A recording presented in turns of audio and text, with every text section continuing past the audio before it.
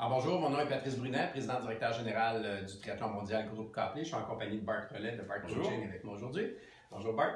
Alors, on vous parle du parcours de vélo, qui est un nouveau parcours de vélo pour ceux qui l'ont fait dans le passé et qui, au lieu d'aller vers l'est de Montréal, on a un parcours qui va vers le nord. Et c'est un parcours, exactement, on visite.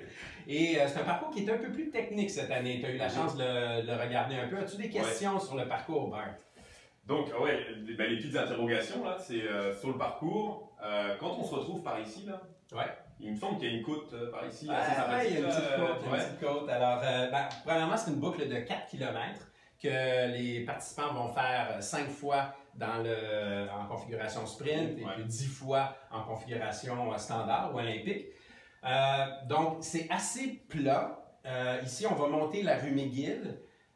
Qui est un faux plat en montant tranquillement. Mais effectivement, ici, je pense qu'on va se développer une réputation d'une côte mythique qui est la côte Beaver Hall. C'est quoi? C'est combien de dénivelé sur cette côte-là? Alors, je pense que c'est à peu près 12 ou 13% de dénivelé, mais sur une courte distance, sur 200 mètres. Ouais. Et ensuite, tout de suite, on tourne à gauche et on revient et on redescend. Donc, beaucoup de punch là, pour l'attaquer.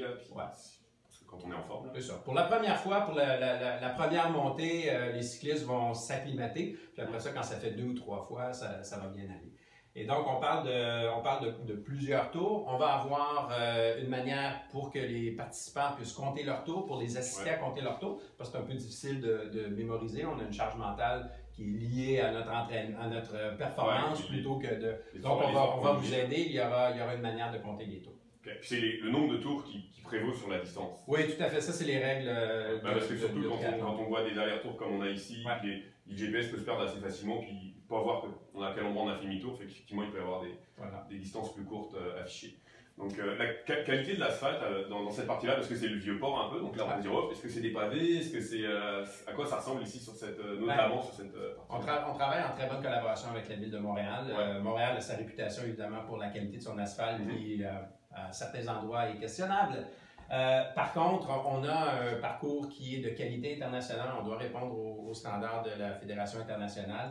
Et il y a des réparations et un aplatissement qui est fait sur tout le circuit. Alors, il n'y a aucune inquiétude. Comme la Formule 1, en fait. Là, quand on signe pour ce genre de compétition, de toute façon, il y a des standards, des normes à respecter. Tout à fait, tout à fait. Et même si une semaine ou deux avant l'événement, vous voyez certains trous, il y a un balayage complet du parcours quelques jours avant l'événement. Et puis s'il y a des fissures ou des trucs à arranger, on le fait en collaboration avec la Ville de Montréal. Donc il n'y a vraiment aucune inquiétude, ça sera un parcours de qualité impeccable. Donc parcours quand même technique avec beaucoup de virages. Donc là, il faut maîtriser un petit peu ces changements de vitesse.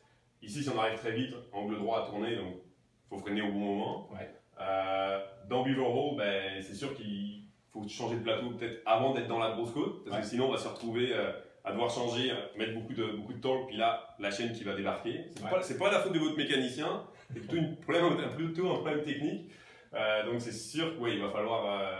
ça va être intéressant, ça va pas être comme on tourne en rond, là, il va falloir piloter un petit peu, c'est cool. Ah oui, tout à fait, mais en fait, dans le sport du cyclisme, si on prend...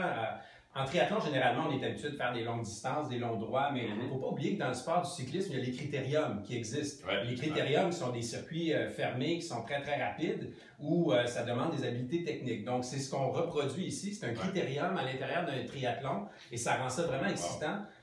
Quel genre avec tes athlètes, quel genre de vélo est-ce que tu recommanderais? Est-ce un vélo tri-aérobare ou bien vélo de route? Ça va peut-être dépendre un petit peu de l'habitude de l'athlète, parce que c'est sûr que quand on a vu une certaine position sur des grandes lignes droites comme ça, c'est sûr qu'on va être plutôt plus avantagé sur un vélo de triathlon.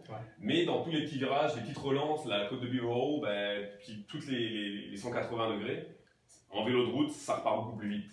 Donc je te dirais que ça va dépendre. L'athlète qui roule tout le temps sur vélo de triathlon, je veux dire, prends ton vélo de triathlon. Là. Après, si on a le choix, puis qu'on s'entraîne plus pour du courte distance, peut-être un vélo de route, ça va être le fun aussi.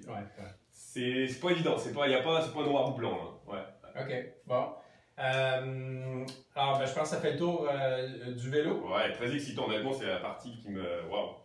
Ça donne le goût, là. Ça va être vraiment excitant. Je veux terminer en disant aussi que c'est intéressant à amener vos amis, votre famille, parce que vous allez faire plusieurs tours. Ils sont là pour vous encourager, pour vous... un petit peu de pression dans Beaver Hall quand ils vont tous vous regarder.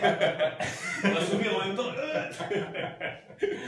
Alors, merci beaucoup, Bart. Et puis, on se revoit, c'est le 29 juin pour le triathlon mondial Groupe Copley.